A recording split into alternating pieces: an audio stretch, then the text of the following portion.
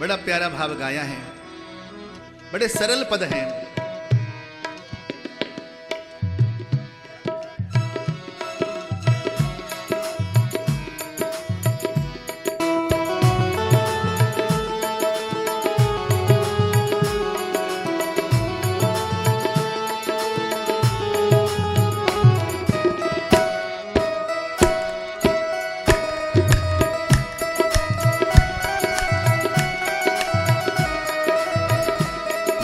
Sambare no किस तरह पाईंदा, मन्ना सांबरे नो किस तरह पाईंदा, मन्ना सांबरे नो किस तरह पाईंदा, मन्ना सांबरे नो किस तरह पाईंदा। पहले अपना आप गवाईंदा, पहले अपना आप गवाईंदा, मन्ना सांबरे नो इस तरह पाईंदा, मन्ना सांबरे नो इस तरह पाईंदा।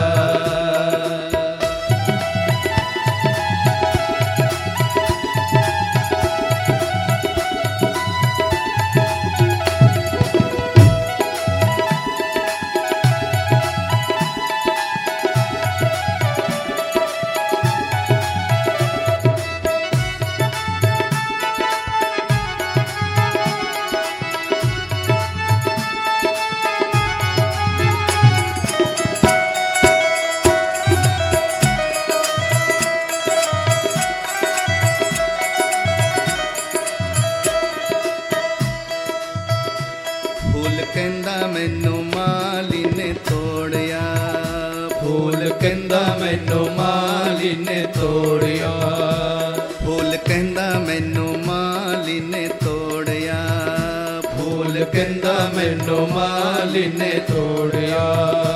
सुई धागे विच मैनू पिरोलिया, सुई धागे विच मैनू पिरोलिया, मैं तो फिर भी मोह नहीं बोलिया, मैं तो फिर भी मोह नहीं बोलिया। हार बन के शाम गले आईदा, हार बन के शाम गले आईदा, मन्ना सांबरे नो इस तरह पाईदा, मन्ना सांबरे नो इस तरह पाईदा, मन्ना सांबरे नो इस तरह पाईदा, मन्ना सांबरे नो इस तरह पाईदा।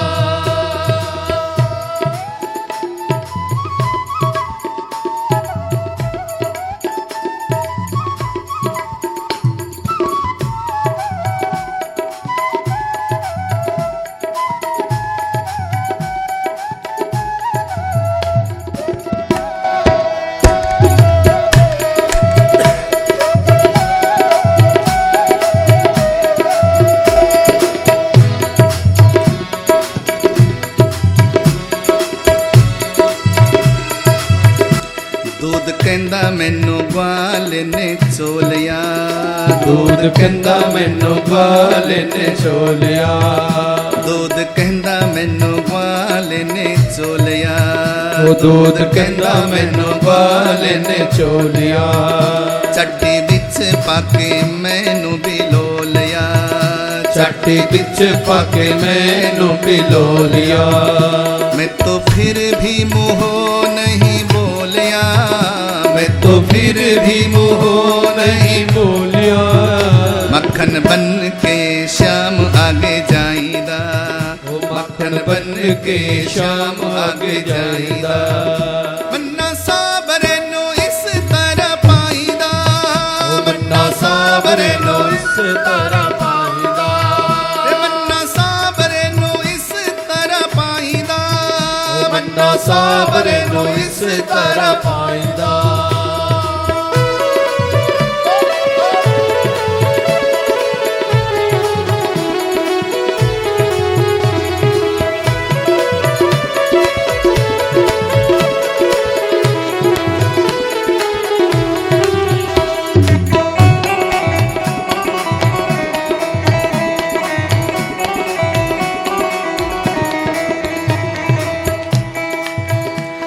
ਬਾਸ ਕਹਿੰਦਾ ਮੈਨੂੰ ਅੱਗ ਵਿੱਚ ਪੂਰੀਆਂ ਬਾਸ ਕਹਿੰਦਾ ਮੈਨੂੰ ਅੱਗ ਵਿੱਚ ਪੂਰੀਆਂ ਬਾਸ ਕਹਿੰਦਾ ਮੈਨੂੰ ਅੱਗ ਵਿੱਚ ਪੂਰੀਆਂ ਬਾਸ ਕਹਿੰਦਾ ਮੈਨੂੰ ਅੱਗ ਵਿੱਚ ਪੂਰੀਆਂ ਛੇਦ ਕਰਕੇ ਖਾਲੀ ਕਰ ਸੁੱਟਿਆ छेद करके खाली कर सुटिया मैं तो फिर भी मुँह नहीं बोलिया मैं तो फिर भी मुँह नहीं बोलिया बंसी बन के श्याम मुख आऊंदा ओ बंसी बन के शाम के आऊंदा मन्ना साबरे नो इस तरह पाईदा ओ मन्ना साबरे नो इस तरह पाईदा मन्ना साबरे नो इस तरह पाईदा मन्ना साबरे नो इस तरह पाईदा पहले अपना आप गवाईदा पहले अपना आप गवाईदा मन्ना साबरे नो इस तरह पाईदा ओ मन्ना साबरे नो इस तरह पाईदा मन्ना साबरे नो इस तरह पाईदा मन्ना साबरे नो इस तरह पाईदा मन्ना साबरे नो इस तरह पाईदा मन्ना साबरे नो इस तरह पाईदा मन्ना साबरे नो इस तरह पाईदा जय जय श्री श्री राम। राधे। एक बड़ी प्यारी सी बात, गहरी सी बात, इस बांसुरी की कहानी से हमें एक समझना होगा, एक विषय समझना होगा। अक्सर हमारे हृदय में भगवान के लिए बहुत सारी शिकायतें रहती हैं। हमें भगवान ने ऐसा नहीं दिया, वैसा नहीं दिया, ये नहीं किया, वो नहीं किया। जीवन भर हम परमात्मा से शिकायत करते रहे, लेकिन हमने स्वीकार नहीं किया। आज एक सूत्र नोट करेंगे कि जीवन में हम स्वीकार करेंगे। स्वीकार में एक जादू है, जादू।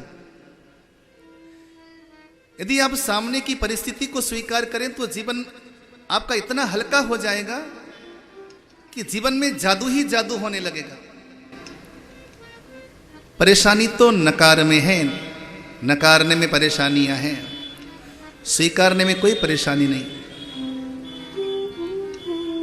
फटाफट अपने दिमाग का प्रयोग करो। इसने अभी मेरी निंदा की है या मुझे गाली दी है, क्या मैं इसको स्वीकार सकता हूं? तो भीतर की आत्मा आपको बोलेगी हां, तू स्वीकार सकता है, तुझ में हिम्मत है, तू बचा सकता है। सामने वाला व्यक्ति निंदा करे, स्तुति करे, पुरस्कार दे या अपमानित कर दे, दोनों ही अवस्था में सामने के दृश्य के साथ हमें बहना नहीं, स्वीकारना। जो घटना घटित होती है स्वीकारते जाइए। जादू है उसमें, एकदम जादू। आपकी मनस्थिति इतनी शांत हो जाएगी कि कभी आपका मन परेशान हो ही नहीं सकता। बांसुरी की कहानी से हमें दो बातें समझ में आती हैं। जीवन की हर घटना को स्वीकार कर लीजिए, पच जाएगा। और कभी ईश्वर के प्रति शिकायत की भावना न रखिए। शिकायत के सारे शब्द विसर्जित कर दीजिए, खत्म कर दीजिए, कोई शिकायत नहीं। सुबह उठकर रोज उसको धन्यवाद दीजिए, नाथ तुझे धन्यवाद है। और शास्त्र कहते हैं, महापुरुष कहते हैं, जैसे जैसे हम परमात्मा को धन्यवाद देते जाएंगे, वैसे वैसे हमारे भीतर परमात्मा खुशियों का खजाना भरता जाएगा, भरता जाएगा, भरता जाएगा। बोलो जय श्री कृष्ण। और जैसे जैसे हम अपने भीतर शिकायत पैदा करते जाएंगे और शिकायत पैदा होती जाएंगी, शिकायत प्लस शिकायतें प्लस शिकायतें, और उन शिकायतों का अंत नहीं होगा और हमारी परेशानियां मल्टीप्लाई होती जाएंगी। आज के बाद शिकायत खत्म, केवल और केवल धन्यवाद। दोनों बाजू को उठा के बोलिए जय श्री राधे। जय श्री राधे। आज के बाद केवल धन्यवाद है उसको। हे मेरे नारायण, तूने मानव का जीवन दिया, धन्यवाद है। हे मेरे नारायण, तूने ये परिवार दिया, धन्यवाद है तुझे। हे हरि, तूने बहुत कुछ दिया है, धन्यवाद है तुझे। जब आप उसको धन्यवाद देना शुरू करोगे, तो भगवान आपसे बहुत प्यार करने लगेगा और भगवान आपको बांसुरी बनाएगा, वो आपको सजाएगा, संवारेगा आपके जीवन को। शिकायत करने वालों के जीवन को भगवान सजाता संवारता नहीं, धन्यवाद देने वालों का जीवन भगवान सजाता संवारता है। ये सूत्र नोट करना, बड़ा गहरा सूत्र है। ब्रज में अनेकों भाव से भगवान को चाहने वाले लोग थे। जहां यशोदा जैसी गोपियां भगवान को पुत्र रूप में भजती थीं, तो भगवान ने कल ब्रह्मा जी के मोह प्रसंग में पुत्र बनकर उन सबको आनंदित किया। ब्रज में कुछ लोग ऐसे थे जो भगवान को स्वामी या सखा मानते थे। अच्छा, ये जो गोपियां थी, गोपियां कौन थी?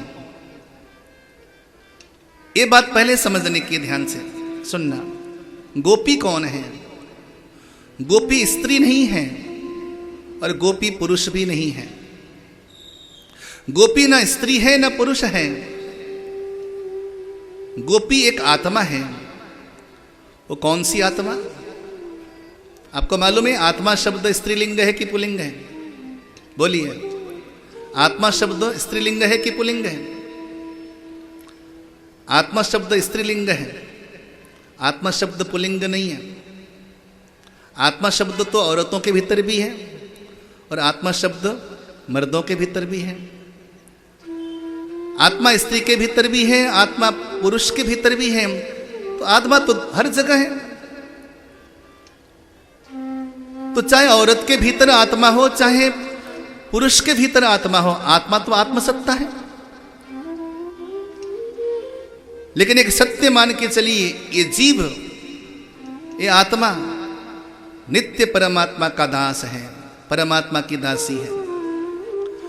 तुम चाहे दासता स्वीकार कर लो या स्वीकार न कर लो, ये तुम्हारे ऊपर निर्भर है। चैतन्य महाप्रभु कहते हैं, जीव तो नित्य कृष्ण का दास है, परमात्मा का दास है। तो जो आत्मसत्ता है उसी का नाम गोपी है। और वो गोपी कैसी? बोली, जो आत्मा परमात्मा से प्रेम करती है, जो आत्मा परमात्मा को चाहती है, वो आत्मा गोपी है। उनमें पुरुष भी है, उनमें स्त्री भी है। तो ब्रज की कुछ गोपियां भगवान को पाने के लिए व्रत करती हैं, कात्यायनी भगवती का। आज एक प्रश्न लिख कर दिया है श्री भूषण गर्ग जी ने। गुप्त नवरात्रों का महत्व क्या है और इसे किस प्रकार मनाया जाना चाहिए? शास्त्रों में वैसे 2 प्रगट नवरात्र बताया है और 2 गुप्त नवरात्र बताया है। प्रगट नवरात्रों में मां भगवती की प्रगट साधनाएं होती हैं और गुप्त नवरात्रों में मां भगवती की गुप्त आराधना होती है। 10 महाविद्याओं की आराधना करने वाले लोग गुप्त नवरात्रों में बहुत तन्मयता से आराधना करते हैं। और नवरात्रों की महिमा रात को ही है, दिन को नहीं है। बोलो जय श्री कृष्ण। जय श्री कृष्ण। कुछ लोगों को ऐसा लगता है कि नवरात्र दिन में पूजा कर लिया, नवरात्रों की पूजा हो गई। मैं जानकारी के लिए कह दूं कि भगवती माँ रात्रि बलि होती हैं। भगवान शिव संध्या और रात्रि बलि माने जाते हैं और माँ भगवती रात्रि बलि होती हैं। माँ की पूजा जितनी फलदायिनी रात्रि की मानी जाती है, उतनी फलदायिनी दुर्गा की पूजा दिन में नहीं मानी जाती। दुर्गा भगवती का एक नाम रात्रि भी है। वेदों में रात्रि सुक्तम आया है। माँ भगवती की पूजा जितना हो सके रात्रि के समय में ही करना चाहिए। तभी हमारे यहाँ एक बड़ी सुंदर परंपराएं भी हैं। संध्या काल को माता की चौकी होती है, रात्रि के समय में माँ का जागरण करते हैं। माँ की पूजा हमेशा रात्रि को फलदायिनी होती। करने वाले लोग दिन में भी कर लेते हैं, दिन में उपासना कर लेते हैं। करने वाले लोग दिन में करना कोई अशास्त्रीय नहीं है, लेकिन अधिक से अधिक फल प्राप्त करने वालों को चाहिए कि माँ भगवती की उपासना रात्रि के समय में करें। नवरात्र 4 आते हैं, 2 नवरात्र गुप्त होते हैं, 2 नवरात्र प्रकट होते हैं। प्रकट नवरात्र आते हैं आश्विन के महीने में और चैत्र के महीने में आने वाला है 1 महीने के बाद। और गुप्त नवरात्र आते हैं आषाढ़ के महीने में और माघ के महीने में। इन गुप्त नवरात्रों में गुप्त साधनाएं होती हैं, शत्रुओं से बचने के लिए, रोग को दूर करने के लिए, अप्राप्त धन की प्राप्ति के लिए 10 महाविद्याओं की साधना करते हैं लोग रात्रि के समय में। तो दुर्गा सप्तशती का पारायण करते हैं और गुप्त नवरात्रों में श्रीमद् देवी भागवतम को श्रवण करने का बड़ा फल है। जैसे श्रीमद् भागवतम आपको मैं सुना रहा हूं, इसी प्रकार श्रीमद् देवी भागवतम को सुनने का बड़ा फल है गुप्त नवरात्रों में, आषाढ़ या माघ के महीने में। ये भी पारायण 9 दिन का होता है। भागवतम का पारायण 7 दिन का होगा और देवी भागवतम का पारायण 9 दिन का होगा। रात्रि के समय में मां भगवती को अनेकों प्रकार के द्रव्यों से होम करने का विधान है। और श्रृंगार प्रिया दुर्गा, मां की पूजा में भगवती के श्रृंगार की बड़ी महिमा है। अर्चना प्रियो विष्णु हो, भगवान राम, भगवान कृष्ण, भगवान नारायण ये अर्चना से बहुत प्रसन्न होते हैं। अर्चना यानी कि तुलसी की अर्चना, अनेकों प्रकार के पुष्पों की अर्चना। भगवान कृष्ण, भगवान विष्णु शालिग्राम में अर्चना से अति प्रसन्न होते हैं, लेकिन मां भगवती श्रृंगार से प्रसन्न होती है। मां दुर्गा का श्रृंगार किया करिए। हरिद्रा कुंकुम आदि के द्वारा श्रृंगार किया जाता है मां का। और अनेकों प्रकार के द्रव्यों का हवन बताया गया है, क्योंकि अब बहुत सारी चीजें तो व्यास गद्दी से कहना थोड़ा सा संभव नहीं है, लेकिन अनेकों द्रव्यों के द्वारा माता का होम करना चाहिए गुप्त नवरात्रों में। और कहा जाता है कि गुप्त नवरात्रों की साधना इतनी सिद्धि हो जाती है कि मां तत्काल फल प्रदान करती है। यहां पर एक प्रसंग आया तो मैंने आपको बता दिया। ये कुछ गोपियां भगवान श्री कृष्ण को पाने के लिए मां कात्यायनी का पूजन करती हैं। एक पूजन करती हैं हेमंत ऋतु के पहले महीने में, अर्थात मंगसिर के महीने में। कार्तिक के बाद आने वाला जो महीना है उसको मंगसिर कहते हैं। कोई भी कुमारी कन्या अगर उत्तम वर की प्राप्ति करना चाहे तो मां कात्यायनी का पूजन करें और इस मंत्र का जाप करें। कात्यायनी महामाये महायोगिन्यधीश्वरी नंदगोपसुतं देवी पतिं मे कुरुते नमः।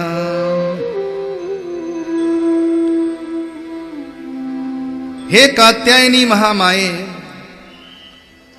आप प्रसन्न हो जाइए और आप हमें नंदगोप नंद बाबा के पुत्र श्री कृष्ण पति के रूप में हमें प्रदान कर दीजिए। हे महायोगिनी, आपको हम नमन करते हैं। इस प्रकार गोपियां मां कात्यायनी का पूजन करती हैं। लेकिन इनका एक अटपटा सा नियम क्या है? जमुना जी में जाती है नहाने के लिए, लेकिन नहाने से पहले वस्त्र उतारकर निर्वस्त्र होकर जमुना जी में नहाती है। प्रेम से बोलो जय श्री कृष्ण। जय श्री कृष्ण। एक बात ध्यान रखिएगा, हमें प्रतिदिन स्नान करना चाहिए। बिना स्नान किए भगवान की पूजा अपूर्ण मानी जाती है। विधिवत स्नान करके ही भगवान का पूजन या भगवती का पूजन करना चाहिए। शास्त्र कहते हैं मन प्रसाद जननम रूप सौभाग्य वर्धनम शोक दुख प्रशमनम प्रातः स्नानम विशोधनम। स्नान करने से मन प्रसन्न होता है। कुछ लोग कहा करते हैं कि महाराज मन चंगा तो कठौती में गंगा, लेकिन मन को चंगा करने के लिए भी तन को पहले स्वस्थ रखना जरूरी है कि नहीं? बोलो, है कि नहीं? तन स्वस्थ नहीं होगा तो मन स्वस्थ नहीं होगा। 104 डिग्री का बुखार होगा तो कैसे आपका मन स्वस्थ होगा, जरा बताइए। तो मन चंगा करने के लिए पहले शरीर को चंगा करना जरूरी है। तब शास्त्र कहते हैं कि रोज प्रातःकाल सुबह स्नान करना जरूरी है। और विद्वान कहते हैं कि बिना स्नान किए किया गया जो धर्म कर्म आदि हैं वो सुफल नहीं होते, वो फलीभूत नहीं होते। इसलिए पूजा करने से पहले स्नान करके वस्त्र परिवर्तन करके ही पूजा करना चाहिए। लेकिन कहीं भी नहाएं आप, खास करके तीर्थों में स्नान करें तो तीर्थों में स्नान करने का विधान है। तीर्थों में जाकर कभी भी हमें निर्वस्त्र होकर नहीं नहाना चाहिए। शास्त्र में लिखा है कि तीर्थों में जाकर सचैल स्नान करना चाहिए। सचैल यानी कि कपड़े पहनकर स्नान करना चाहिए। तीर्थों में जाकर हमें कपड़े धारण करके ही स्नान करना चाहिए। और तीर्थों में जाकर कभी दांतोन नहीं करना चाहिए, मंजन नहीं करना चाहिए, ब्रश नहीं करना चाहिए। गंगा जी में नहाने जाओ तो गंगा जी में ब्रश न करो। और जिन कपड़ों को हम पहनकर नहाते हैं उन कपड़ों को वहां नहीं निचोड़ना चाहिए। तीर्थ स्नान करने का भी विधान है शास्त्रों में। अक्सर हम क्या करते हैं, कपड़ों को पहन के नहा लिए और कपड़ों को वहीं गंगा जी में निचोड़कर धोकर आ जाते हैं। वो स्नान करना नहीं हुआ, वो दोषप्रद माना गया। कभी भी तीर्थों में स्नान करें तो चुपचाप वहां से आप कपड़े पहनकर बाहर आ जाएं, आराम से कपड़ों को चेंज करें और उन कपड़ों को किसी थैली में डालकर किसी कपड़े में लपेटकर आराम से लेकर आएं। धर्मशाला में, होटल में, वहां लाकर धोया जा सकता है। तो इन गोपियों का ऐसा नियम था कि वस्त्रहीन होकर गोपियां नहाती थीं। और भगवान ने आज इनको सीख देने के लिए इनके कपड़ों को चुरा लिया और कपड़े चुराकर एक कदम्ब की डाली में आकर बैठे। गोपियों ने देखा कि हमारे वस्त्र गायब हो गए हैं। तब गोपियों ने भगवान को चारों ओर ढूंढा तो सामने श्याम सुंदर को देखा तो याचना करिए। श्याम सुंदर ते दास्यः करबाम तबोदितम् देहि वासांसि धर्मज्ञ नो चेद्राग्ये ब्रुवामहे।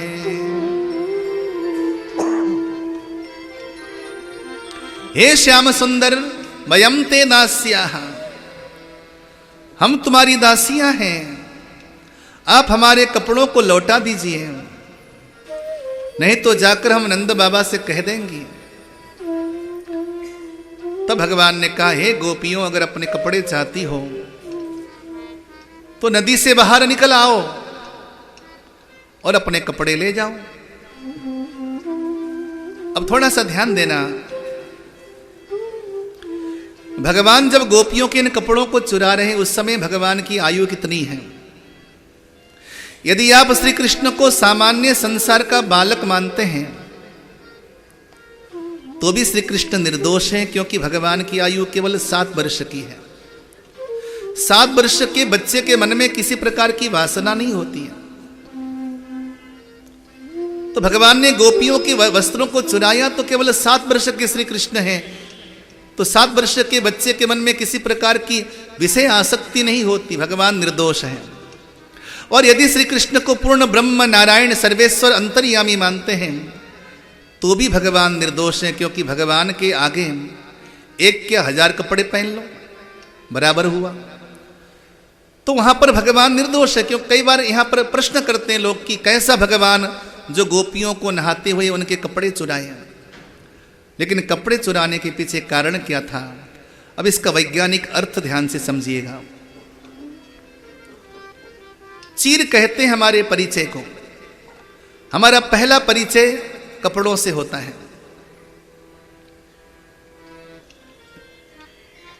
अब यहां देखिए आप स्वयं पूरे वातावरण में हमारे यजमान परिवार ने सबके लिए अलग अलग वस्त्र दे दिए हैं। आचार्य पंडितों के पास अलग वस्त्र हैं, हमारे सरस्वती के पुत्र जो संगीतज्ञ हैं इनके पास अलग वस्त्र हैं, यजमान परिवार के अलग वस्त्र हैं, माताओं के अलग वस्त्र हैं। ये अलग अलग वस्त्र क्यों हैं? जो यहां सेवा करने वाले, परिचर्या करने वाले, उनको भी अलग अलग वस्त्र दिया गया है। अर्थात व्यक्ति का पहला परिचय कपड़ों से होता है। कोई हरे हरे कपड़े पहना हुआ देखेंगे तो कहेंगे आचार्य जी हैं, पंडित जी हैं। नीले कपड़ों में सब संगीतज्ञ हैं, ये यजमान परिवार है। समाज में पहला परिचय कपड़ों से होता है। सफेद कोट पहन के आएंगे तो डॉक्टर साहब होंगे, काला कोट पहने होंगे तो ये वकील साहब होंगे, साड़ी में होंगी माताजी होंगी, सूट सलवार में होंगी तो बहन जी होंगी। माताओं के अलग वस्त्र हैं, बहनों के अलग वस्त्र हैं, भाइयों के अलग वस्त्र हैं, और हर फील्ड में अलग अलग वस्त्र हैं। पुलिस वालों के पास अलग हैं, सैनिकों के पास अलग वस्त्र हैं। ये सारा वस्त्र क्या है? इसको वस्त्र को चीर कहते हैं, अर्थात कपड़ों के द्वारा हमारा परिचय। अब आइए, भगवान गोपियों के चीर को क्यों हरण करते हैं?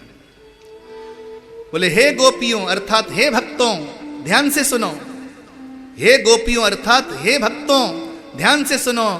तुम अगर मेरी कृपा चाहते हो, तुम यदि मेरा आशीर्वाद चाहते हो, मेरा अनुग्रह चाहते हो, तो पहला काम ये करो कि दुनिया में तुम जिस नाम से पहचाने जाते हो, पहले उस नाम को विदा कर दो, उस पहचान को समाप्त कर दो।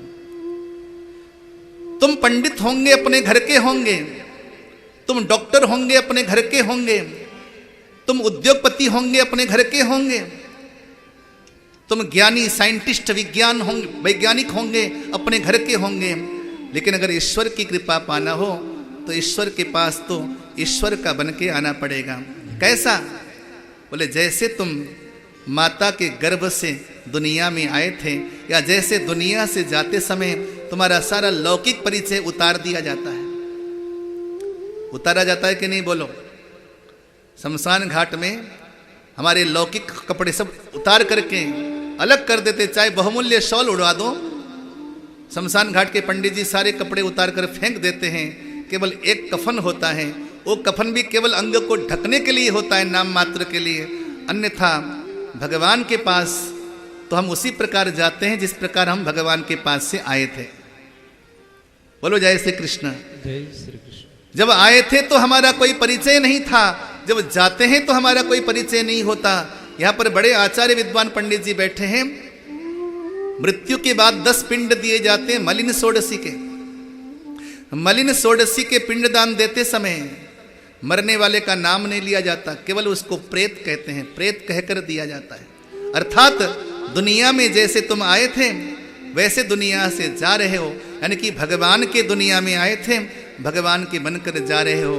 अर्थात भगवान का प्रिय बनने के लिए आपको लोक का परिचय भुलाना होगा। इस प्रकार गोपियों को भगवान ने अनुग्रह करने के लिए लौकिक परिचय से हटकर भगवान का बनने का संदेश दिया। उसी का नाम है यहाँ पर चीर हरण। प्रेम से बोलो जय श्री कृष्ण। जय श्री कृष्ण।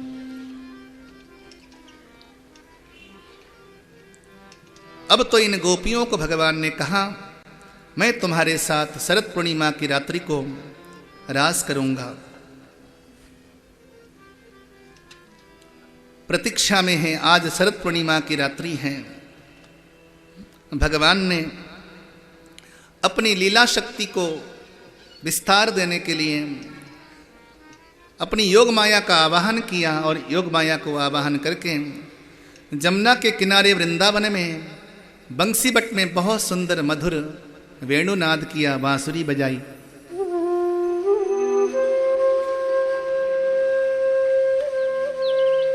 भगवान पिता रात्रि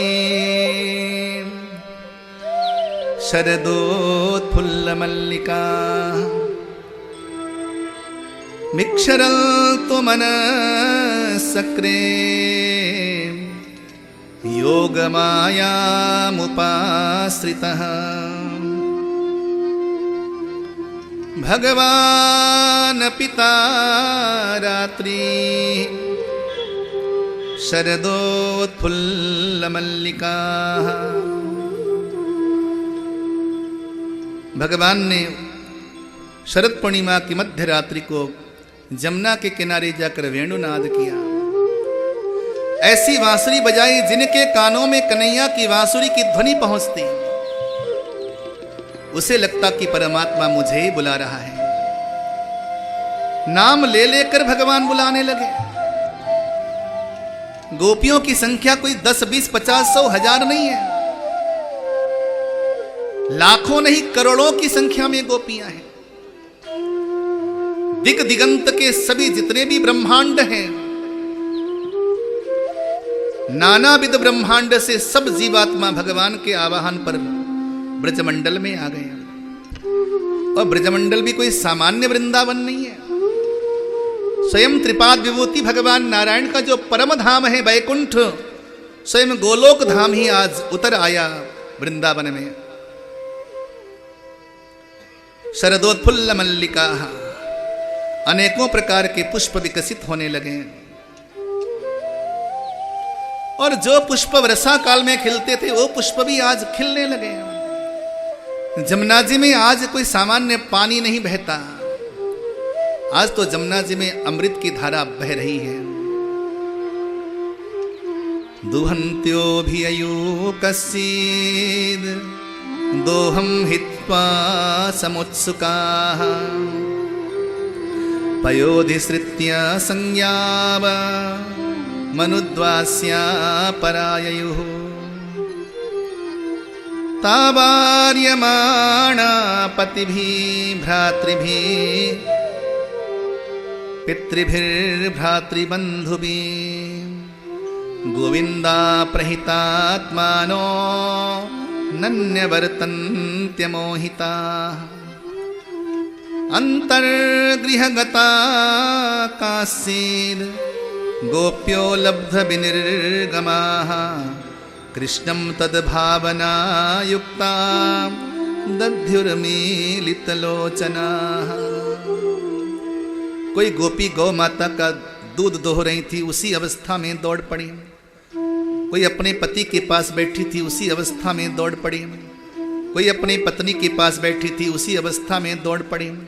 कोई माता पिता की सेवा कर रहे थे, उसी अवस्था में दौड़ पड़े। कोई बच्चों को दूध पिला रहे थे, उसी अवस्था में दौड़ पड़े। कोई भोजन कर रहे थे, भोजन का ग्रास त्याग कर उसी अवस्था में दौड़ पड़े। कोई स्नान कर रहे थे, उसी अवस्था में दौड़ पड़े। कुछ लोग अपने शरीर में अंगराग लगा रहे थे, अंगराग लगाती हुई गोपी दौड़ पड़ी। कुछ गोपियां अपनी आंखों में अंजन लगा रही थी, एक आंख में लगाया, दूसरी आंख में लगाना बाकी रहा, उसी अवस्था में दौड़ पड़ी। व्यत्यस्त वस्त्राः भरणाः, सुखदेव स्वामी जैसा परमहंस यहाँ पर वर्णन करते हुए कहते हैं कि अस्त व्यस्त कपड़ों को पहनकर भगवान के बुलावे को सुनकर उसी अवस्था में दौड़ पड़े। प्रेम से बोलो जय श्री कृष्ण। जय श्री कृष्ण। भैया हम गलती क्या करते हैं मालूम? दुनिया बुलावे तो हम न समय देखते न घड़ी देखते, उसी अवस्था में दौड़ पड़ते हैं। लेकिन भगवान का बुलावा आ जावे तो हम समय देखते हैं।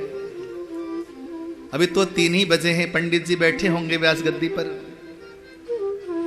5 बजे चलेंगे, 6 बजे चलेंगे। बोलो जय श्री कृष्ण। जय श्री कृष्ण। परमात्मा का बुलावा आवे तो प्राणी को उसी अवस्था में दौड़ना पड़ेगा। ये संकेत है, अगर आज भगवान के बुलावे पर तुम नहीं आए, एक समय वो भी आएगा कि मौत का बुलावा आएगा।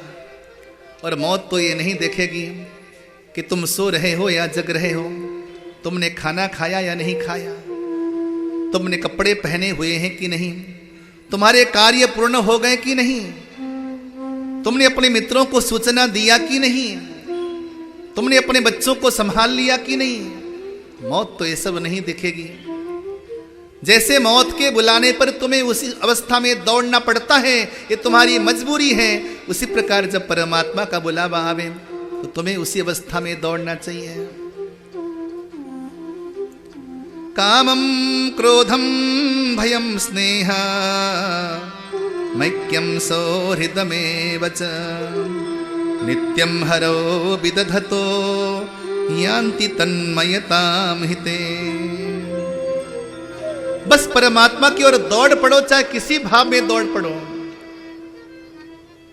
चाहे इस भाव से दौड़ पड़ो कि जाएंगे जाकर 4 जनों से मिलेंगे, इसी बहाने भगवान की कथा सुन लेंगे। किसी भी बहाने से दौड़ पड़ो, लेकिन परमात्मा का बुलावा आए तो समय मत देखो, निकल पड़ो। भगवान ने स्वागत किया। देवता भी आज गोपियां बनकर आए। आज भगवान शंकर भी रास मंडल में आए हैं, तो भगवान शंकर भी आज गोपी बनकर आई। तभी हमारे संतों ने बड़ा सुंदर भाव गाया। परमात्मा के रास में तो गोपी बनकर ही प्रवेश मिलेगा। मैं भी गोपी और आप भी गोपी, हम सभी गोपी।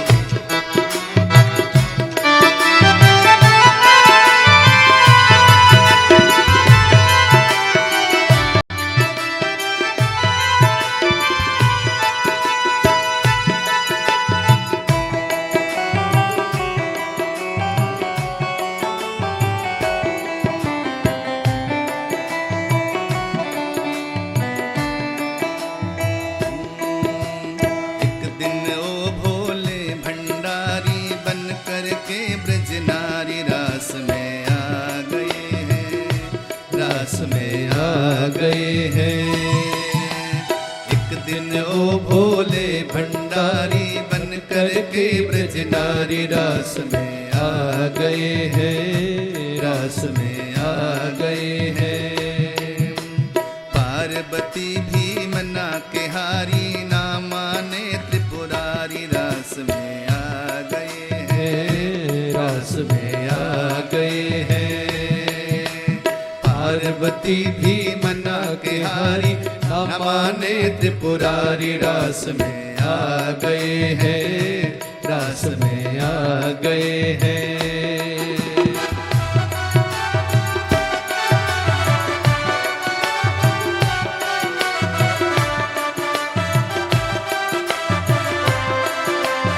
जय हो।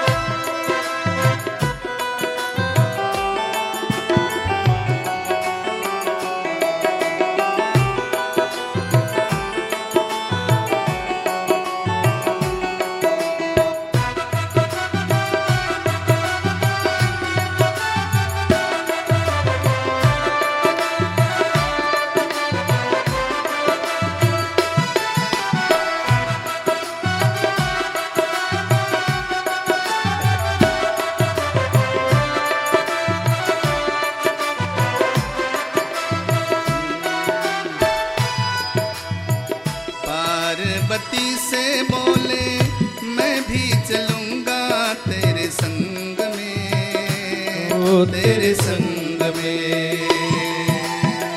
पार्वती से बोले मैं भी चलूंगा तेरे संग में, तेरे संग में। राधा संग श्याम नाचे मैं भी नाचूंगा तेरे संग में, तेरे संग में। राधा संग श्याम नाचे मैं भी नचूंगा तेरे संग में, तेरे संग में। रास रचेगा जय हो, रास रचेगा जय हो। रास रचेगा ब्रज में भारी, हमें दिखाओ प्यारी। रास में आ गए हैं, रास में आ गए हैं। रास रचेगा ब्रज में भारी, हमें दिखाओ प्यारी। रास में आ गए, रास में आ गए हैं।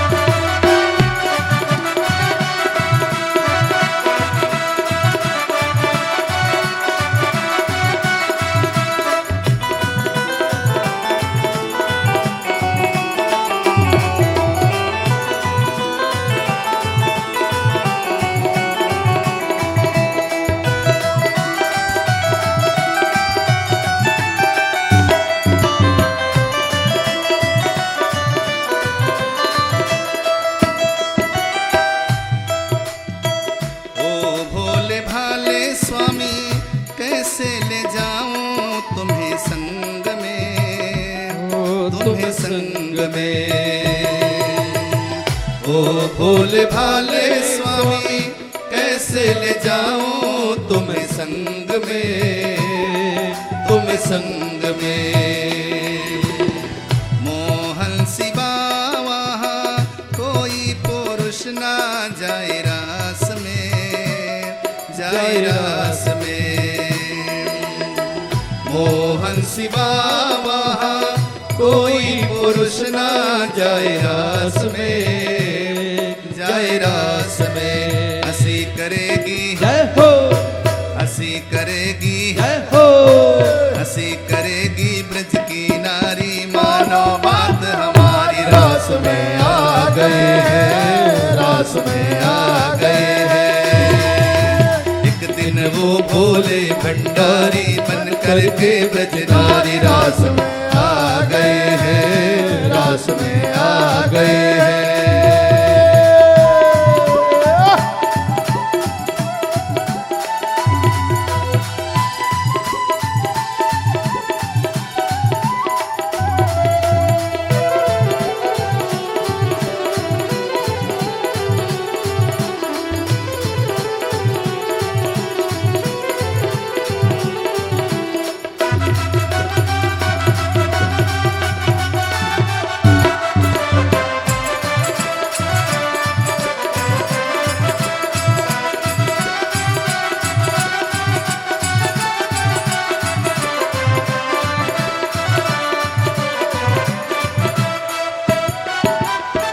ऐसा बना दो मुझे कोई ना जाने इस राज को, इस राज को ऐसा बना दो मुझे कोई न जाने इस राज को, इस राज को। मैं हूँ सहेली तेरी ऐसा बताना ब्रजराज को, ब्रजराज को। मैं हूँ सहेली तेरी ऐसा बताना ब्रजराज को, ब्रजराज को। लगा के बिंदिया पहन के साड़ी चाल चले मतवाली, रास में आ गए हैं, रास में आ गए हैं। लगा के बिंदिया पहन के साड़ी चाल चले मतवाली, रास में आ गए हैं, रास में आ गए हैं। एक दिन ओ भोले भंडारी बन करके ब्रजनारी रास में आ गए हैं, रास में आ गए हैं।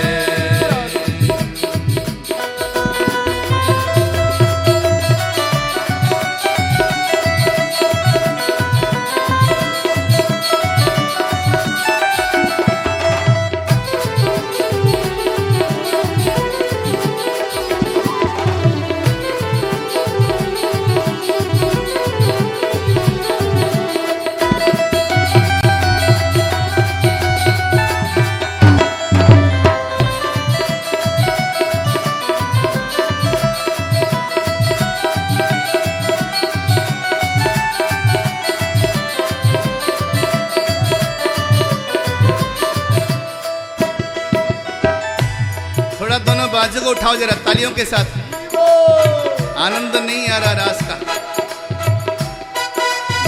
भोले बाबा आए हुए हैं।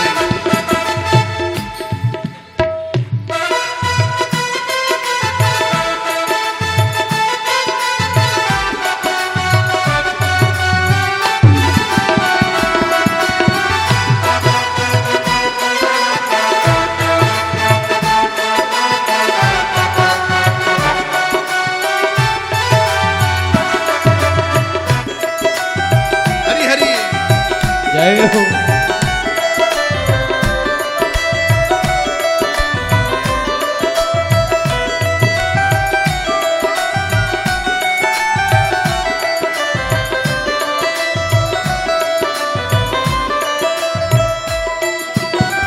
हंस के सती ने कहा बलिहारी जाऊं इस रूप में, इस रूप में। हंस के सती ने कहा बलिहारी जाऊं इस रूप में, इस रूप में। एक दिन तुम्हारे लिए आए मुरारी इस रूप में, इस रूप में। एक दिन तुम्हारे लिए आए मुरारी इस रूप में, इस रूप में। मोहिनी रूप जय हो, मोहिनी रूप जय हो। मोहिनी रूप बनाए मुरारी, अब है तुम्हारी बारी। रास में आ गए हैं, रास में आ गए हैं। मोहिनी रूप बनाए मुरारी, अब है तुम्हारी बारी। रास में आ गए हैं, रास में आ गए हैं। एक दिन ओ भोला भंडारी बन करके ब्रज नारी। रास में आ गए हैं, रास में आ गए हैं, रास में आ गए हैं, रास में आ गए हैं। दोनों बाजू उठाई दे रहा। जय जय श्री राधे। जय जय श्री राधे। भगवान शंकर भी स्वयं रास मंडल में प्रवेश पाने के लिए गोपी बनकर गए। यानी कि रास मंडल में प्रवेश करने के लिए हर किसी को गोपी बनना जरूरी है। गोपी कौन है? शास्त्र कहते हैं गोभिः इंद्रियैः श्री कृष्ण भक्ति रसम पिबंती इति ताः गोपी। जो अपने इंद्रियों से परमात्मा की भक्ति रस का पान करते हैं वो सभी गोपी हैं। आज हमारे मध्य में हमारे इस कन्हैया के रास मंडल में प्रवेश पाने के लिए भगवान शंकर के ही स्वरूप सन्यास के रूप में हमारे मध्य में विराजमान हैं कंपनी के चीफ एडवाइजर स्वामी श्री रामानंद सरस्वती जी महाराज। सन 1993 से हमारी कंपनी के मार्गदर्शक हैं। मैं निवेदन करता हूं कि व्यास गद्दी पर पदार्पण हो।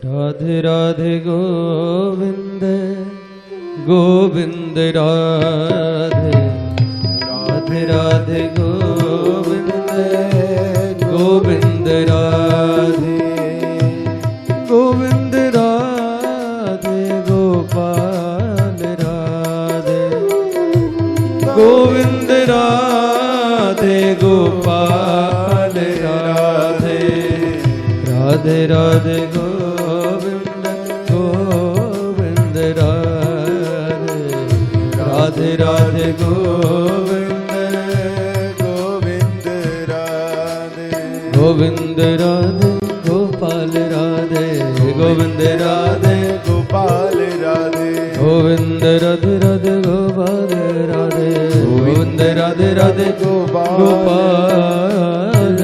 राधे। आप बहुत बड़े अर्थशास्त्री हैं और बहुत वर्षों से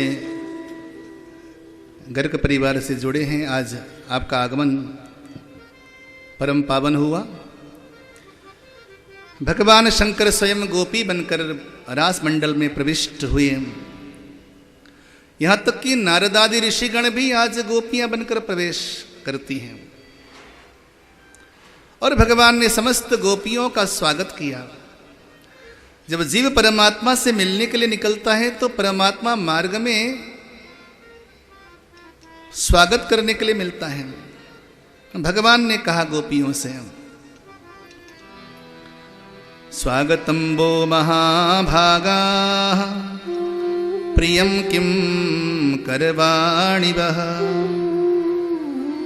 ब्रजस्यानामयं कच्चिद ब्रूतागमन कारणम। हे महाभाग्यवान गोपियों, आपका स्वागत है। आपका आना क्यों हुआ? इतनी रात्रि को कुलीन घर के लोग घर से बाहर निकलते नहीं। अच्छा, मैं समझा कि तुम सभी गोपियां रात्रि में वन विहार करने के लिए आई हो, ये शीतल मंद सुगंध त्रिविध बयार बह रही है, इस वायु का आनंद लेने आई हो। ओह, मैं समझा ये जो नील कमल, रक्त कमल, पीत कमल, अनेकों प्रकार के कमल विकसित हो रहे हैं जमुना जी में, इन कमल के द्वारा निकलने वाले पराग का सुगंध पान करने आई हो। ओ, ये जो चंचल चपल हिरण जो विचरण कर रहे हैं वन्य स्थली में, अच्छा इनके चपल नयनों को देखने के लिए आई हो। चलो ठीक है, तुम प्रकृति के आनंदमय वातावरण को देखो और घर लौट कर जाओ। तब वहां पर गोपियां कहती हैं, चित्तम सुखेन भवता प्रहितम गृहेषु यन्निर्विशत्युतकरामपि गृहकृत्ये पादौ पदं न चलतस्तव पादमूलाद् यामः कथं व्रजमथो करवाम किं वा। एक सूत्र नोट करना मेरे भाई बंधु, प्रेम हमेशा एक तरफा होता है, प्रेम दो तरफा नहीं होता। दोनों बाजू को उठाई जरा एक बार बोलिए जय श्री राधे। थोड़ा मेरे से जुड़ जाइए, अपने मन को मेरी ओर लाइए। प्रेम हमेशा एक तरफा होता है, दो तरफा नहीं होता। दो तरफा प्रेम मिल जाए, हो जाए, ये भगवत कृपा समझ के उसको स्वीकार किया जा सकता है, लेकिन प्रेम पाने का नाम नहीं है, प्रेम करने का नाम है। कहीं आपने सुना नहीं होगा कि हमने प्रेम पाया, हमेशा सुना होगा हमने प्रेम किया। प्रेम हमेशा किया जाता है और प्रेम हमेशा एक तरफा ही होता है। हमारे देश के बड़े प्रसिद्ध संत रहे जिनका नाम था स्वामी राम तीर्थ। स्वामी राम तीर्थ ने प्रेम की बड़ी गहरी परिभाषा कर दी। स्वामी जी कहते हैं, इश्क एक तरफा में यूं मसरूर हो जाऊंगा मैं। इश्क एक तरफा में, इश्क दो तरफा इश्क नहीं होता। इश्क एक तरफा में यूं मसरूर हो जाऊंगा मैं, राम तुम होंगे शम्मा और काफूर हो जाऊंगा मैं। शम्मा कहते हैं दीपक को और काफूर कहते हैं पतिंगे को। पतिंगा दीपक से प्रेम करता है, ये पतिंगे का स्वभाव है, लेकिन दीपक के पास जाकर पतिंगा जलकर राख हो जाता है। अर्थात यहां पर भी प्रेम एक तरफा ही है। भंवरा कमल से प्रेम करता है, लेकिन कमल में जाकर भंवरा बंद होकर मर जाता है। यहां पर भी प्रेम एक तरफा ही है। मृग बीन की आवाज से प्रेम करता है, लेकिन बीन की आवाज के चक्कर में मृग का शिकार कर लेता है बहेलिया। यहां पर भी प्रेम एक तरफा ही है। तो समझ में आता है कि प्रेम हमेशा किया जाता है, पाने का नाम प्रेम नहीं, करने का नाम प्रेम है। तभी कहा, इश्क एक तरफा में यूं मसरूर हो जाऊंगा मैं, राम तुम होंगे शम्मा और काफूर हो जाऊंगा मैं तुम्हें देखूं तो देखूं पर तुम न मुझे देखना। तुमने अगर देखा मुझे तो मशहूर हो जाऊंगा मैं तुम्हें चाहूं तो चाहूं पर तुम न मुझे चाहना। हे राम, मैं तुम्हें चाहूं तो चाहूं पर तुम न मुझे चाहना। तुमने अगर चाहा मुझे तो मगरूर हो जाऊंगा मैं अगर मांगूं कभी तो कुछ न देना तुम मुझे, वरना प्रेमी नहीं मजदूर हो जाऊंगा मैं। वरना प्रेमी नहीं मजदूर हो जाऊंगा मैं। प्रेम में तो केवल निष्कामता है, प्रेम में पाने योग्य कुछ नहीं। प्रेम में केवल देना है, केवल त्याग का नाम और देने का नाम प्रेम है। अगर इस जगत में प्रत्यक्ष प्रेमी देखना चाहो तो हमारे माता पिता। जगत के कोई माता पिता पाने की चाह लेकर बच्चों का पालन लालन नहीं करते। माता पिता हमेशा बच्चों को देते ही हैं, ये प्रत्यक्ष प्रेमी हैं हमारे। माँ बाप केवल अपने बच्चों पर कुर्बान ही होते हैं। गुरुजन केवल अपने बच्चों पर कुर्बान ही होते हैं, पाने योग्य कुछ नहीं होता।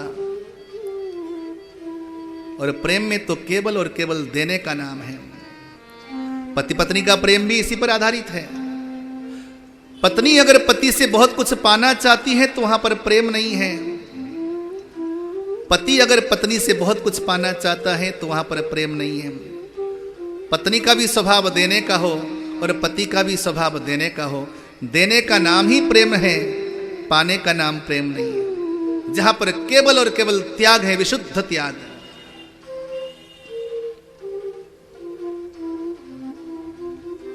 प्रेम यानी कि मिट जाना। दिवाली की रात्रि थी, अभी अभी अंधकार हुआ था, पतिंगों का जमावड़ा लग गया। एक बुजुर्ग पतिंग ने कहा, अरे भाई जाओ जाकर देखे आओ, दिवाली के दिए जल गए क्या? क्या? अरे जाकर देखे आओ, दिवाली के दिए जल गए क्या? तो एक पतिंगा भागा भागा गया, दौड़ा दौड़ा वापस लौट कर आया, बोला हाँ हाँ दिवाली के दिए जल गए। तो उस बुजुर्ग पतिंग ने कहा, जरा पता लगाओ, या तो ये पतिंगा ही नहीं है और या फिर दिवाली के दिए जले नहीं हैं। दिवाली के दिए जल गए हों और दिए के पास जाकर लौटकर आ जावे, कैसा पतिंगा? पतिंगे का जीवन तो जाकर जलकर राख हो जाने का नाम है। प्रेम तो केवल और केवल समर्पण हो जाने का नाम है। प्रेम यानी कि खो जाने का नाम है, पाने का नाम प्रेम नहीं है। और अपनी डायरी के पहले पेज में नोट करना, यदि आपके मन में किसी से कुछ पाने की चाह है तो आप बहुत कुछ हो सकते हो, लेकिन प्रेमी नहीं हो सकते। मत कहना कि मैं पत्नी से प्रेम करता हूं, या मत कहना कि मैं पति से प्रेम करती हूं, मत कहना कि मैं उससे प्रेम करता हूं। अगर पाने की चाह होगी तो वहां पर प्रेम बदनाम होगा। तभी वहां पर गोपियों ने कहा, केशव हम जानती हैं कि तुम हमसे प्रेम नहीं करते हो, लेकिन हम तो तुमसे प्रेम करती हैं। चित्तम सुखेन भवता प्रहितम गृहेषु यन्निर्विशत्युत करावपि गृहकृत्ये पादो पदम न चलतस्तव पादमूलाद् यामः कथम व्रजमथो करवाम किंबा। और हमारा चित्त तो आपने सहज में चुरा लिया है केशव। हम चाहती हैं कि दोबारा से घर संसार में जाकर अपना कार्य करें, लेकिन वहां पर हमारा मन लगता नहीं है। हमारे पैर आपके पाद कमल को छोड़कर वापस लौटकर अपने घर में जाने को तैयार नहीं केशव। और वहां जाकर हम करेंगे भी क्या, क्योंकि हमारा चित्त गृह कार्य में लगता नहीं है। इस प्रकार गोपियां भगवान के साथ संपूर्ण समर्पण के साथ खड़ी हैं। तब वहां पर भगवान ने देखा कि इनका प्रेम पुष्ट हो चुका है, तो भगवान ने इनके साथ रास करना आरंभ किया। रास की 3 श्रेणियां हुई। पहली श्रेणी थी करोड़ों गोपियों के बीच में एक श्री कृष्ण। दूसरी श्रेणी थी प्रत्येक 2 गोपियों के बीच में एक श्री कृष्ण। और तीसरी श्रृंखला थी प्रत्येक गोपी के पास एक श्री कृष्ण। इस प्रकार रास आरंभ हो गया। और रास मंडल के बीचों बीच जब सभी गोपियों को यह आभास हुआ कि परमात्मा श्री कृष्ण हमारे पास हैं, हमारे विशिष्ट गुणों के कारण या हमारे विशिष्ट लक्षण के कारण भगवान हम पर कृपा कर रहा है। अच्छा सुनिए, भगवान का एक नाम है अकारण करुणा वरुणालय। परमात्मा प्राणियों पर बिना कारण ही कृपा करता है।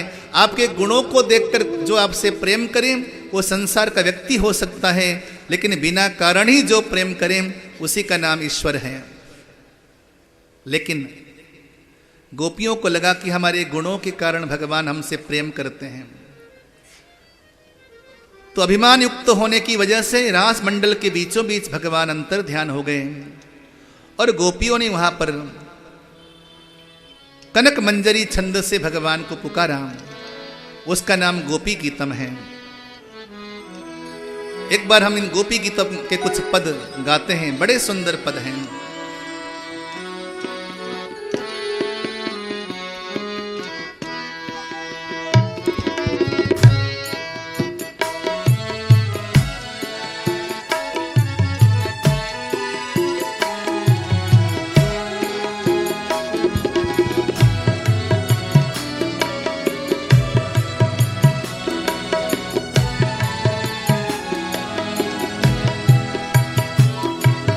जयति तेऽधिकं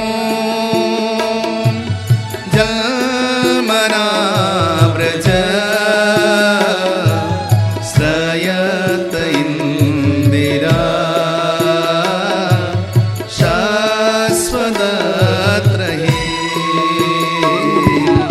दयितदृश्यता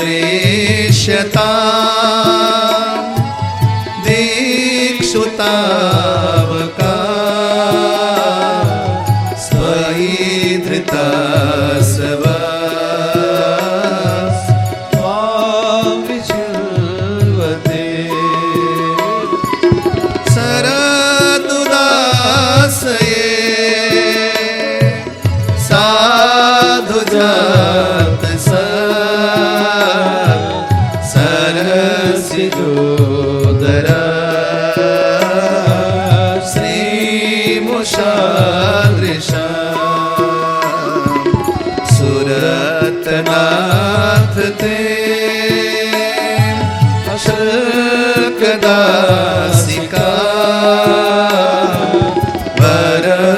वरदरिघ्नतो नेह किंबदा विषजलाप्यया व्यालराक्षसा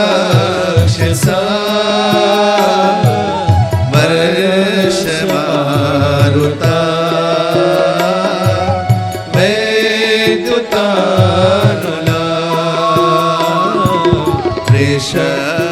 वृषमयात्मजा विश्वतो भया वृषभते वयं रक्षितामो न खलु गोपिका नन्दनो भवान् अखिलदेहिना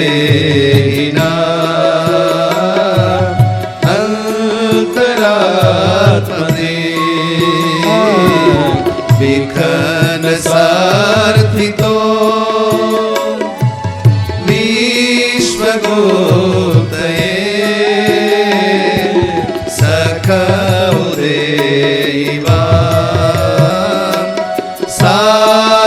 सात्वताम्बुले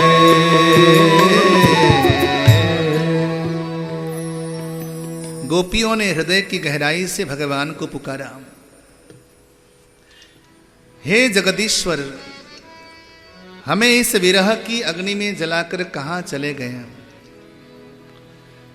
जब से तुम हमारे जीवन में आए हो, हमारे जीवन की उदासी समाप्त हो गई थी और आज आप हमें अकेले छोड़कर इस गहन जंगल में छोड़कर कहां गायब हो गए हो। हे रसेश्वर, हे कालिए के विष से हमें बचाने वाले, हे इंद्र की वर्षा से हमारी रक्षा करने वाले, आज हमें विरह की अग्नि में जलाकर क्यों राख करना चाहते हो।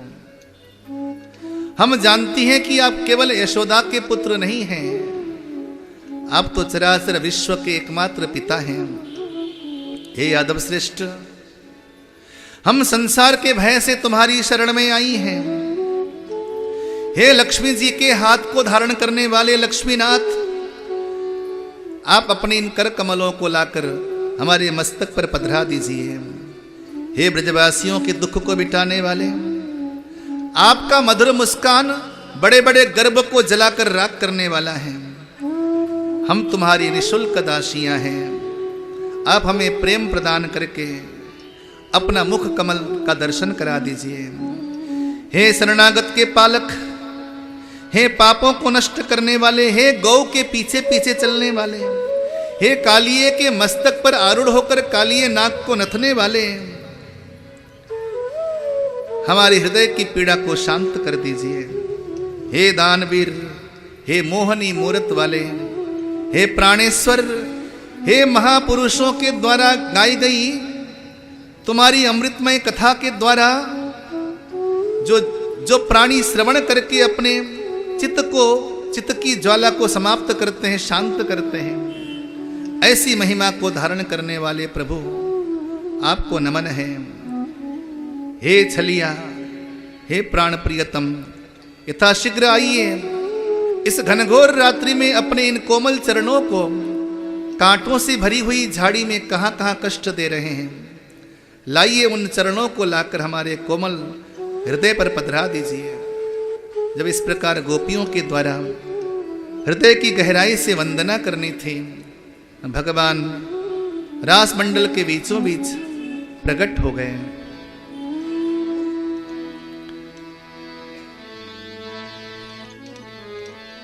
तासामाविर्भूच्छौरी स्मयमान मुखाम्बुज पीतांबरधर स्रग्वी साक्षान्मथ मथ। भगवान प्रकट हो गए और प्रकट होकर गोपियों के साथ रास करने लगे। आइए हम सभी गोपी बनकर परमात्मा श्री कृष्ण के साथ कुछ पल के लिए रास भाव में प्रवेश करते हैं। अगर ठाकुर की झांकी बन गई हो तो निवेदन है कि ठाकुर जी की झांकी लेकर आए और हम 10 मिनट के लिए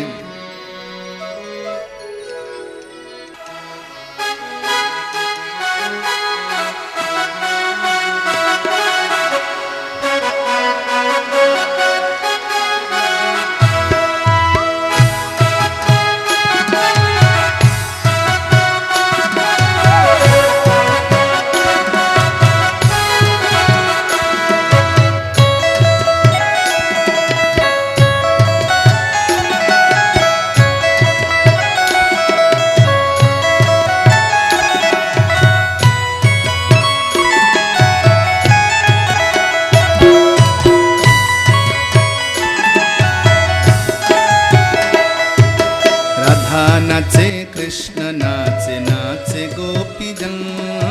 राधा नाचे कृष्ण नाचे नाचे गोपी जन। राधा नाचे कृष्ण नाचे नाचे गोपी जन। राधा नाचे कृष्ण नाचे नाचे गोपी जन। मन मेरो बन गयो सखी रे पावन वृंदावन। ओहो मन मेरो बन गयो सखी रे पावन वृंदावन। मन मेरो बन गयो सखी रे पावन वृंदावन। ओहो मन मेरो बन गयो सखी रे पावन वृंदावन। ब्रह्मा नाचे शंकर नाचे नाचे देवगण। ब्रह्मा नाचे शंकर नाचे नाचे देवगण। ब्रह्मा नाचे शंकर नाचे नाचे देवगण। ब्रह्मा नाचे शंकर नाचे नाचे देवगण। मन मेरो बन गयो सखी रे पावन वृंदावन। ओहो मन मेरो बन गयो सखी रे पावन वृंदावन। राधा नाचे कृष्ण नाचे नाचे गोपी जन। राधा नाचे कृष्ण नाचे नाचे गोपी जन। मन मेरो बन गयो सखी रे पावन वृंदावन। ओहो मन मेरो बन गयो सखी रे पावन वृंदावन।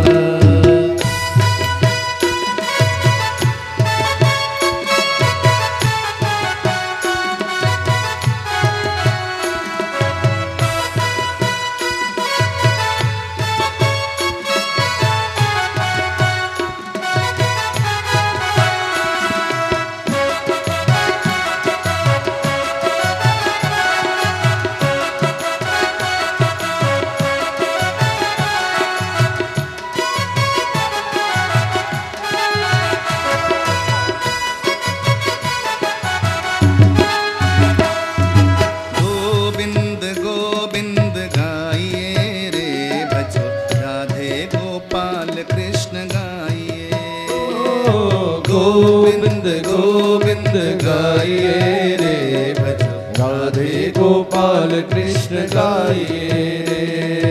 गोविंद गोविंद गाइए रे भजो। राधे गोपाल कृष्ण गाइए।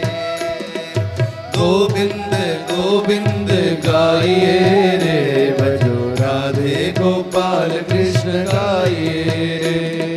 गिरिधारी गिरिधारी गाइए रे। गिरिधारी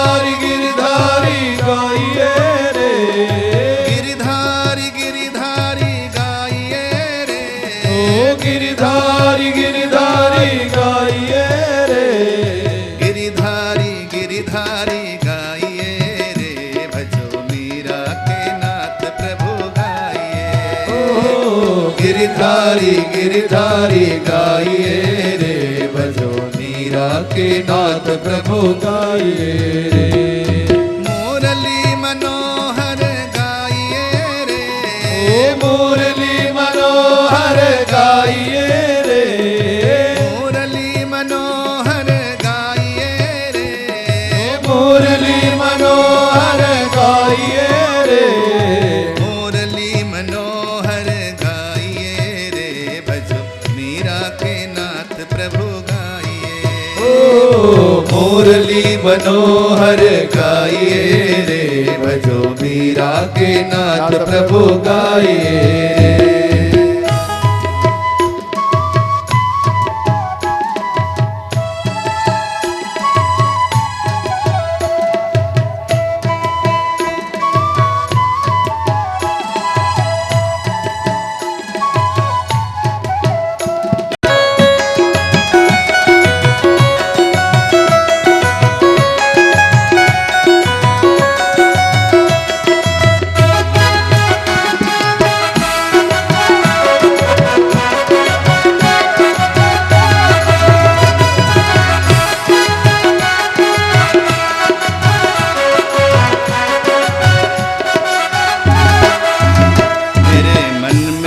बसा नैनों में बसा मेरा रसिया, ओ मेरे मन में बसा नैनों में बसा मेरा रसिया, मेरे मन में बसा नैनों में बसा मेरा रसिया, ओ मेरे मन में बसा नैनों में बसा मेरा रसिया।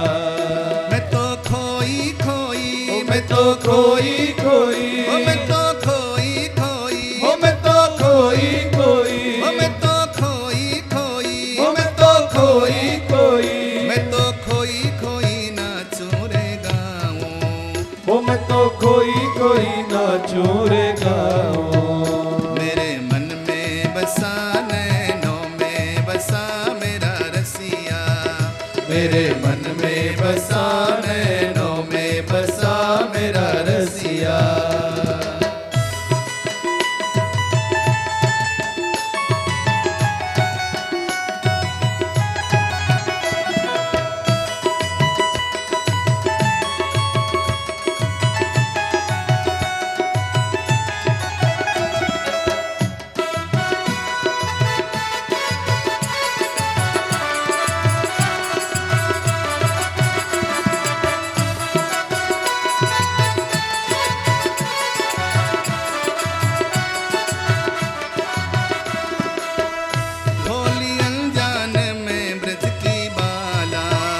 भोली अनजान में ब्रज की बाला, भोली अनजान में ब्रज की बाला, भोली अनजान में ब्रज की बाला।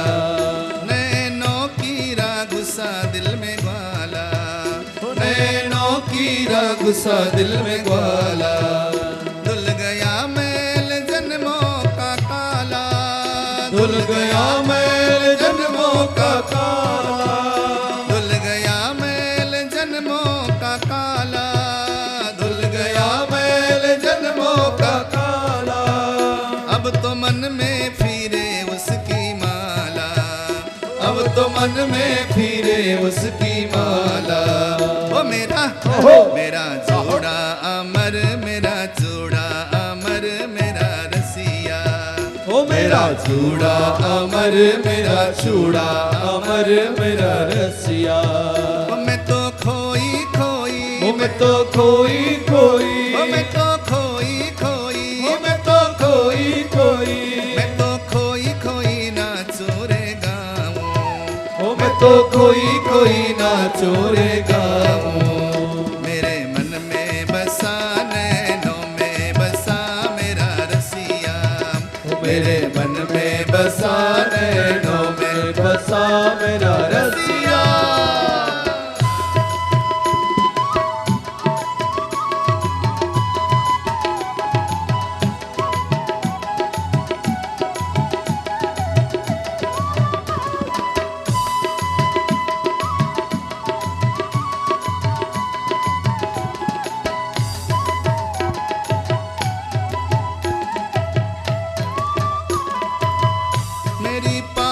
बजे झनझनाती, ओ मेरी पायल बजे छन छनाती, मेरी बिंदियाल से चमचमाती, ओ मेरी बिंदियाल से चमचमाती, मांग सिंदूर सो रंग लाती, मांग सिंदूर सो रंग लाती, फूल कानों खिले भांति भांति, फूल कानों खिले भांति भांति, मेरा जोड़ा अमर, मेरा जोड़ा अमर, मेरा रसिया, ओ मेरा चूड़ा अमर, मेरा चूड़ा अमर, मेरा रसिया, मैं तो खोई खोई, ओ मैं तो खोई खोई, मैं तो खोई खोई, ओ मैं तो खोई खोई, मैं तो खोई खोई ना चोरे गाओ, ओ मैं तो खोई खोई ना चोरे गाऊं, मेरे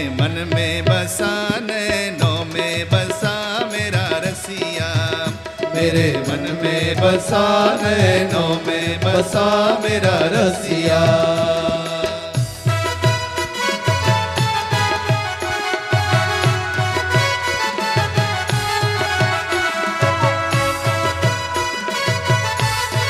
दास बिहारी भगवान की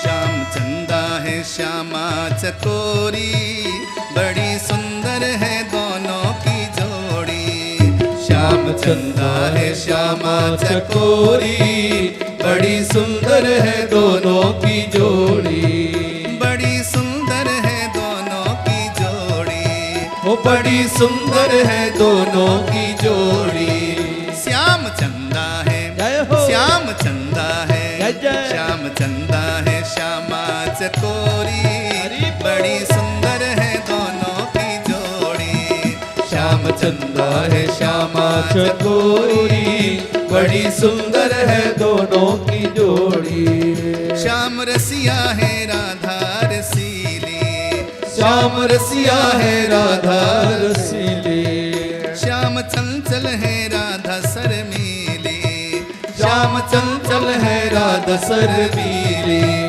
श्याम नटखट है, जय हो श्याम नटखट है, जय हो श्याम नटखट है, राधा है भोरी, बड़ी सुंदर है दोनों की जोड़ी, श्याम नटखट है राधा है भोरी, बड़ी सुंदर है दोनों की जोड़ी, श्याम चंदा है श्यामा चकोरी, बड़ी सुंदर है दोनों की जोड़ी, श्याम चंदा है श्यामा चकोरी, बड़ी सुंदर है दोनों की जोड़ी, कान्हा रे थोड़ा सा प्यार दे चरणों में बैठा के तार दे, कान्हा रे थोड़ा सा प्यार दे चरणों में बैठा के तार दे, कान्हा रे थोड़ा सा प्यार दे चरणों में बैठा के तार दे,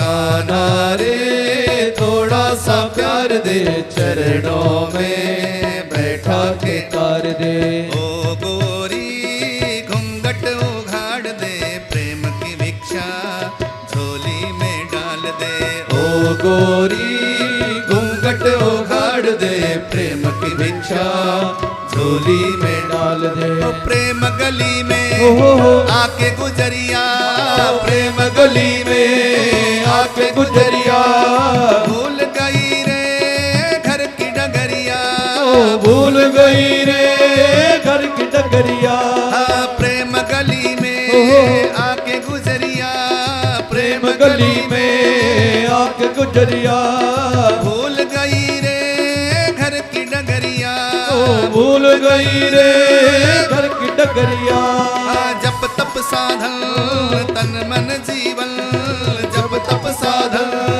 तन मन जीवन, सब कुछ अर्पण प्यारे सवरिया, सब कुछ अर्पण प्यारे रे सवरिया कान्हा रे थोड़ा सा प्यार दे चरणों में बैठा के तार दे कान्हा रे थोड़ा सा प्यार दे चरणों में बैठा के तार दे ओ गोरी घूंघट उघाड़ दे प्रेम की भिक्षा झोली में डाल दे ओ गोरी घूंघट उघाड़ दे प्रेम की भिक्षा झोली में डाल दे कान्हा रे थोड़ा सा प्यार दे चरणों में बैठा के तार दे कान्हा रे थोड़ा सा प्यार दे चरणों में बैठा के तार दे थोड़ा सा प्यार दे चरणों में बैठा के तार दे कान्हा रे थोड़ा सा प्यार दे चरणों में बैठा के तार दे कान्हा रे थोड़ा सा प्यार दे चरणों में बैठा के तार दे रास बिहारी भगवान की की जय हो जय जय श्री राधे श्याम।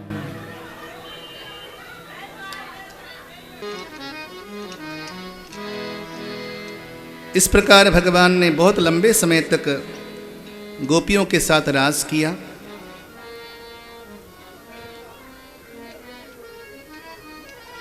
और न चाहते हुए भी ये सभी गोपियां अपने अपने गंतव्य स्थान की ओर चली गईं।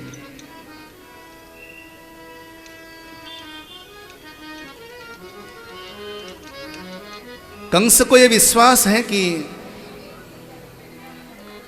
कृष्ण ही मेरा काल है।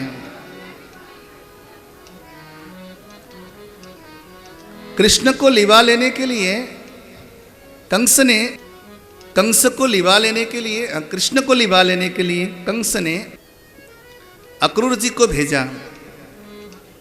धनुष यज्ञ के बहाने से कृष्ण बलराम को मथुरा पे लेके आई है।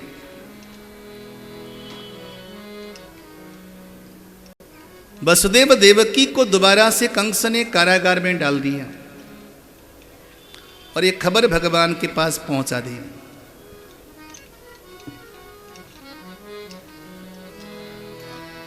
आज अक्रूर जी महाराज भगवान को लेने के लिए निकल पड़े हैं मथुरा से, वृंदावन की ओर निकल पड़े हैं और मन में ये चाह लेकर निकले हैं कि आज इन आंखों से मैं अपने परमात्मा का दर्शन कर पाऊंगा। भगवान के दर्शन वहां नहीं होते कि आप मंदिर में जाओ और भगवान के दर्शन कर लो। भगवान के दर्शन तो घर से ही शुरू हो जाते हैं। मन में इस भाव से कि आज मैं परमात्मा को इन आंखों से देख पाऊंगा, जब ये भाव लेकर घर से निकल पड़े, वो भाव ही भगवान के दर्शन के हो गए। द्रक्ष्यामि नूनं सुकपोलनासिकम् स्मितावलोकारुणकञ्जलोचनम् मुखं मुकुन्दस्य गुणालकावृतम् प्रदक्षिणं वै प्रचरन्ति वै मृगाः किममाद्यामङ्गलं नष्टं फलवासैव मे भवः यन्नमस्ये भगवतो योगिधेयाग्रिपङ्कजम्। आज मेरे समस्त अमंगल नष्ट हो गए। आज मैं इन आंखों से परमात्मा के दर्शन कर पाऊंगा, ऐसा भाव लेकर अक्रूर जी निकल पड़े। किसी संत शायर ने कहा, किसी खुश नसीब को एक ही सजदे में खुदा नसीब हो जाता है। किसी खुश नसीब को एक ही सजदे में खुदा नसीब हो जाता है, वरना तो लोगों की तमाम उम्र इबादत में गुजर जाती है। वरना तो लोगों की तमाम उम्र इबादत में गुजर जाती है। किसी खुश नसीब को एक ही सजदे में खुदा नसीब हो जाता है।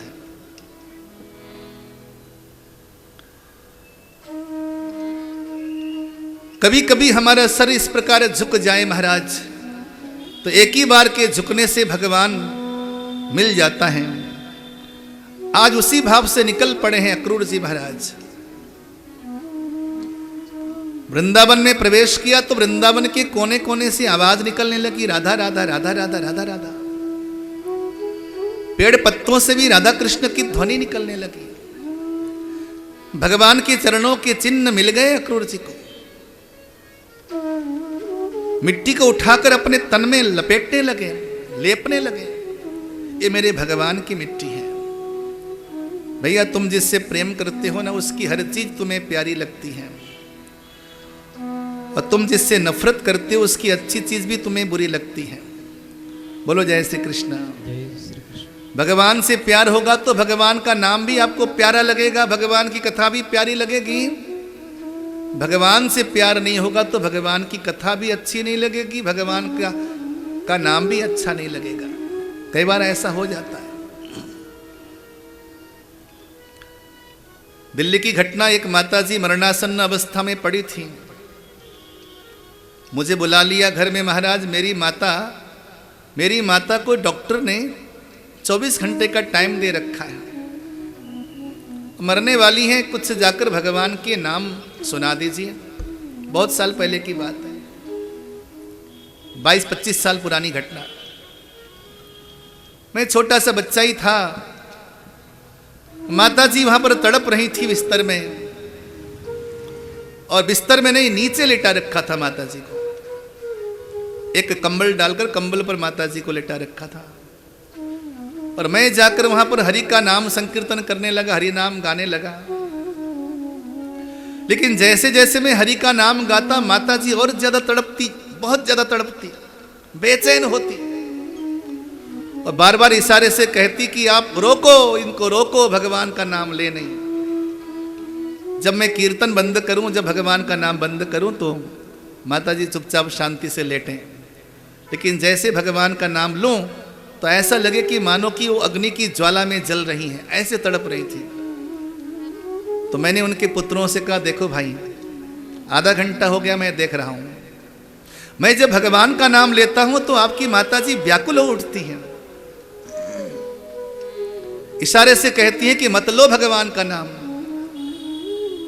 जब मैं चुप रहता हूं तो ये चुप हो जाती, अर्थात इनको भगवान का नाम प्रिय नहीं है, मत लिवाओ व्यर्थ में। भीतर अगर पापों का घर मजबूती से अगर पापों ने जमा बड़ा कर लिया हो हृदय में, तो भगवान का नाम, भगवान की कथा भी अच्छी नहीं लगती, व्याकुलता होती है, व्याकुलता छाती भीतर।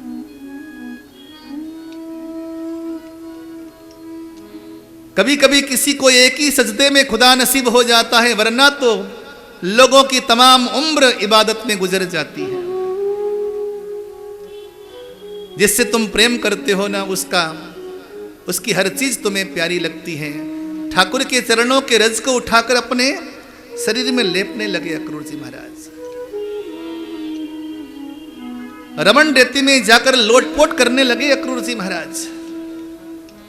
संध्या काल को भगवान गोचारण करके वापस लौट कर आए हैं। नंद भवन में भगवान प्रवेश करते हैं तो वही समय था, अक्रूर जी भी पहुंच गए।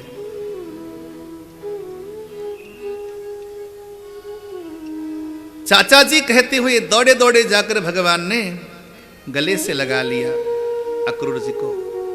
सुनो भाई, दुनिया में दो तरह के लोग होते हैं, एक वो जो भगवान को अपना नाता देते हैं, दूसरे वो जिनको भगवान अपना नाता देता है।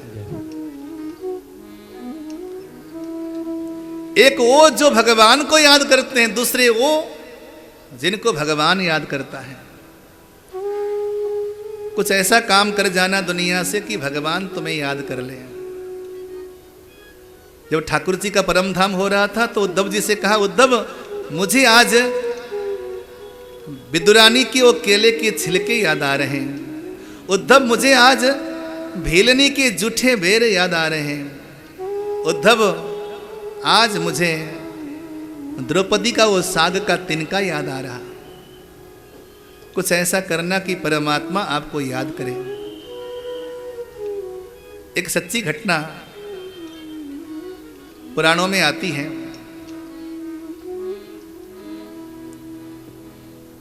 श्री नारद जी आचार्य सुश्रुत के पास पहुंचे।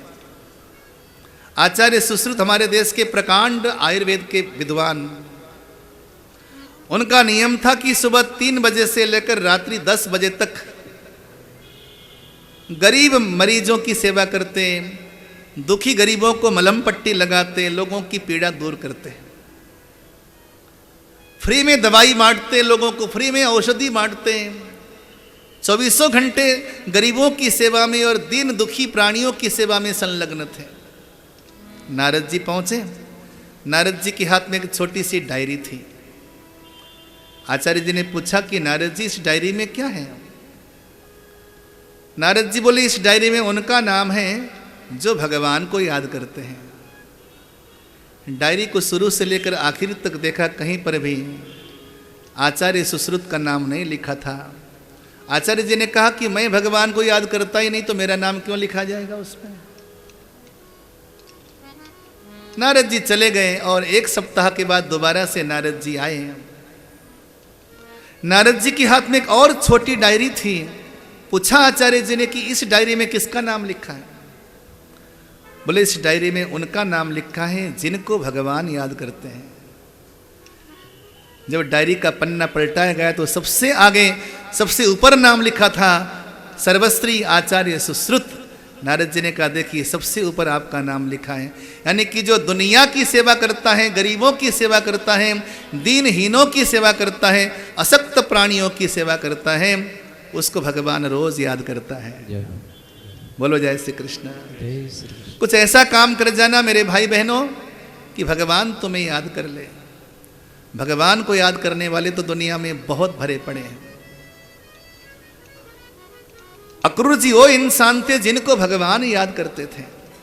आज भगवान ने अपना नाता दे दिया। चाचा जी परम आनंदित हुए। रात्रि के समय में आने का हेतु बताया। भगवान का जी मचलने लगा कि मैं कितने जल्दी जाकर अपने माता पिता को जेल से मुक्ति दे दूं। आज भगवान जाने की तैयारी करने लगे। यशोदा मैया को समझाया, बहुत समझाया यशोदा रानी को। भगवान ने अपनी माया से मोहित कर दिया ब्रजवासियों की बुद्धि को, लेकिन गोपियों की बुद्धि को भगवान की माया भी मोहित न कर पाई।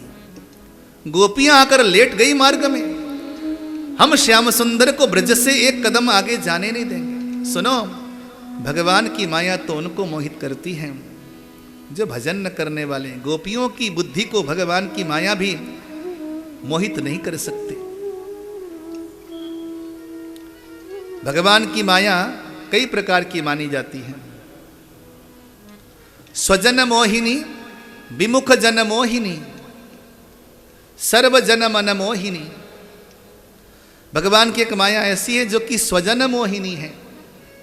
वो माया भगवान की ओर आसक्त करती है, भगवान की ओर लगाती, भगवान से विमुख नहीं करती। लेकिन भगवान प्रत्येक गोपियों के कान में जाकर कहते हैं, हे गोपी मैं आज जाऊंगा और परसों लौट कर आऊंगा। जब गोपियों ने ये सुना तो मार्ग दे दिया। अहो विधातस्तवन क्वचित्तया संयोज्य मैत्र्या प्रणयेन देहिनः तासा कृतार्थान् वियुनंक्ष्य पार्थकम् विक्रीडितं तिर्भक्चेष्टतं यथा। हे विधाता तुम्हें बिल्कुल दया नहीं आती। एक बार परमात्मा से मिलाकर आज दोबारा से वियोग दे रहे हो। तुम्हारा खेल उसी प्रकार है जैसे बालक नदी के किनारे बालू का घरौंदा बनाता है और तोड़ता है। तुमने हमारे आशाओं का घरौंदा बनाया और आज अपने हाथों से तोड़ दिया। धिक्कार है विधाता। गोपियां विधाता को धिक धिक कहती हैं। भगवान की जाने की तैयारी। श्याम सुंदर पीतांबर पहनकर तैयार हो गए। बलदाव जी ने नीलांबर पहना। सुंदर रथ सजा हुआ है। मथुरा जाने की तैयारी। अक्रूर जी आ गए और भगवान का रथ चलने लगा। गोपियां भगवान की प्रतीक्षा में बैठी हैं। भगवान के दर्शन करने की इच्छा लेकर बैठी हैं गोपियां। द्वार में आरती की थाली सजाकर भगवान आ जाएंगे, भगवान कल आएंगे, ठाकुर की प्रतीक्षा कर रही हैं। आपको याद हो न हो, मैंने प्रथम दिवस कहा था, परमात्मा को पाने का मजा नहीं, केवल परमात्मा की प्रतीक्षा का मजा है। गोपियों ने जो भगवान की प्रतीक्षा में पाया, वो भगवान को पाकर नहीं पाया।